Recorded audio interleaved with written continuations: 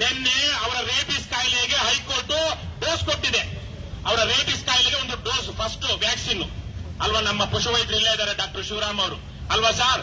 First dose. ಇನ್ನೊಂದು ಸಲ ಹೀಗೆ ಹೋದ್ರೆ 2ನೇ ಡೋಸ್ ಬರುತ್ತೆ. 3ನೇ ಸಲಕ್ಕೆ ಹೋದ್ರು ಅಂತ ಅದು ಆ ಡೋಸಿನ ಕಥೆನೇ ಬೇರೆ ಇರುತ್ತೆ.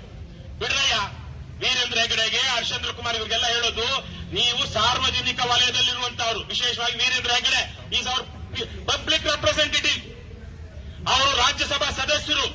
ಹಾಗಾಗಿ ಈ ತರ ಜನರ ಹಕ್ಕುಗಳನ್ನ ದಮನ ಮಾಡುವಂತಹ, ಅವರ ಬಾಯಿ ಮುಚ್ಚಿಸುವಂತಹ ಕೆಲಸವನ್ನ ಕೋರ್ಟ್ಗಳಲ್ಲಿ ಅಕ್ರಮವಾಗಿ ನೀವು ಪಡ್ಕೊಂಡು ಮಾಡ್ತಾ ಇದ್ರೆ you are unfit to represent us, you are unfit. ನೀವು ರಾಜೀನಾಮೆ ಕೊಡಬೇಕು, ಬೇರೆ ಯಾವುದಕ್ಕೂ ಅನ್ನೋದಕ್ಕಿಂತ ಪ್ರಜಾಪ್ರಭುತ್ವ ವಿರೋಧಿಯಾದಂತಹ ತಾಳೆಗಾರಿಕೆ, ಈ ಪುಡಾರಿ ತನಿಖೆನೆ ನೀವು ರಾಜೀನಾಮೆ ಕೊಡಬೇಕು. ನಮ್ಮ ದುರಂತ, ನಮ್ಮ ದೇಶದ ದುರಂತ. ಇಂತಹ ವಿಚಾರವಾಗಿ ಪ್ರಶ್ನೆ ಮಾಡುವಂತಹ ನೈತಿಕತೆ ಇರುವಂತವರು ಇವತ್ತು ನಮ್ಮ ಜೆಸಿಬಿ ಪಕ್ಷಗಳಲ್ಲಿ ಇಲ್ಲ. ಜೆಸಿಬಿ ಪಕ್ಷದಲ್ಲೇ ಮೋಕ್ಷ ಕಾಣ್ತಾ ಇರುವಂತಹ ಜನ ಇದನ್ನ ಅರ್ಥ ಮಾಡ್ಕೊಳ್ಬೇಕು. ಹಾಗಾಗಿ ಈಗ ಈ ಸಂದರ್ಭದಲ್ಲಿ ಧರ್ಮಸ್ಥಳದಲ್ಲಿ ಎಲ್ಲ ಜಾಂಡೋ ಜಾಂಡೋ ಅಂತಾರೆ. ಏನ್ ಜಾಂಡೋ? ಗುರುತು ಹಿಡಿಯಲಾರದಂತಹ ವ್ಯಕ್ತಿಗೆ ಜಾಂಡೋ ಅಂತಾರೆ. ಅದರಲ್ಲಿ ಪತ್ತೆ ಆಗಲಾರದಂತ ಹೆಣ್ಣು ಮಕ್ಕಳು ಏನಾದ್ರು ಇದ್ರಂದ್ರೆ, ಅಪರಿಚಿತ ಶವ ಹೆಣ್ಣು ಮಗಳದಾದ್ರೆ ಜೇನ್ ಡೋ ಅಂತಾರೆ. ಗಂಡಸಾಗ್ಲಿ ಹೆಂಗಸಾಗ್ಲಿ ಗೊತ್ತಾಗಲ್ಲ ಅಂದಾಗ ಜಾಂಡೋ ಅಂತಾರೆ. ಆದ್ರೆ ಹೆಣ್ಣು ಮಕ್ಕಳ ಶವ ಅಂತ ಗೊತ್ತಾದ್ರೆ, ಅದು ಹೆಣ್ಣು ಅಂತ ಗೊತ್ತಾದ್ರೆ ಅದಕ್ಕೆ ಜೇನ್ ಡೋ ಅಂತಾರೆ. ಇದು ಪೊಲೀಸ್ ಭಾಷೆ, ಪೊಲೀಸರು ಅಪರಿಚಿತರನ್ನ ಹೇಳುವಂತಹ ಭಾಷೆ ಅದು. ನಿಮ್ಗೆ ಬಹಳ ಹಾಲಿವುಡ್ ಸಿನಿಮಾಗಳು ಅಥವಾ ನೋಡಿದ್ರೆ ಅದ್ರಲ್ಲಿ ಬರುತ್ತೆ ಜಾಂಡೋ ಜೇನ್ ಡೋ ಅಂತ. ಧರ್ಮಸ್ಥಳದಲ್ಲಿ ಸುಮಾರು 188, 200 ಒಂದು 15-20 ವರ್ಷ ಅವಧಿಯಲ್ಲಿ ಈ ತರ ಜಾಂಡೋಗಳು ಜೇಂಡೋಗಳು ಸುಮಾರು 150ರಿಂದ 200 ಜನ ಸಿಕ್ಕಿದ್ದಾರೆ. ಅದರಲ್ಲಿ 30-40 ಜನ ಜೇಂಡೋಗಳು ಅಂದ್ರೆ ಯಾರು? ಹೆಣ್ಣು ಮಕ್ಕಳು. Cold cases.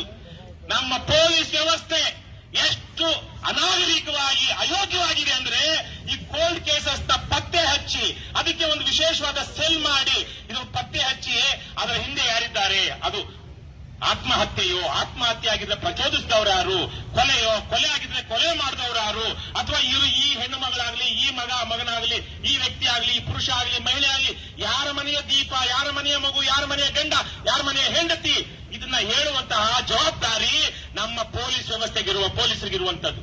ಮಾಡ್ತಿದಾರ ಪೊಲೀಸರು? ಇಡೀ ರಾಜ್ಯದಲ್ಲಿ ಎಲ್ಲೂ ಮಾಡ್ತಾ ಇಲ್ಲ ಅನ್ಸುತ್ತೆ. ಇವರು ಯಾವುದೇ ಕೋಲ್ಡ್ ಕೇಸಸ್ಗೆ ಒಂದು ಸೆಲ್ಲು ಇಟ್ಟಿಲ್ಲ. ನಾಚಿಕೆ. ಇದೊಂದು ಪ್ರಜಾಪ್ರಭುತ್ವವ? ಇದು ನಮ್ದೊಂದು ಜವಾಬ್ದಾರಿಯುತ ಇರೋ ರಾಜ್ಯವ?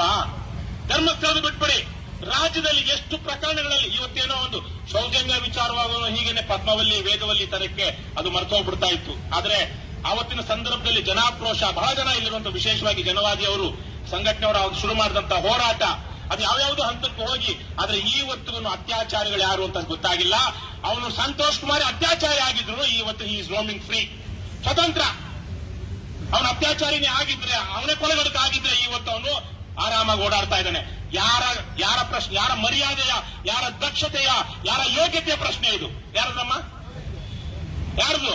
ನಮ್ಮ ಅಯೋಗ್ಯ, ಭ್ರಷ್ಟ, ಏನಂತಾರೆ, ಇನ್ನೇನೇನು ಪದ ಬಳಸೋದೋ ಗೊತ್ತಿಲ್ಲ, ಪೊಲೀಸ್ ವ್ಯವಸ್ಥೆ. ಇವತ್ತು ಹೋಮ್ ಮಿನಿಸ್ಟರ್ದು ಒಂದೇನೋ ಒಂದು ಓಡ್ತಾ ಇದೆ ವೈರಲ್.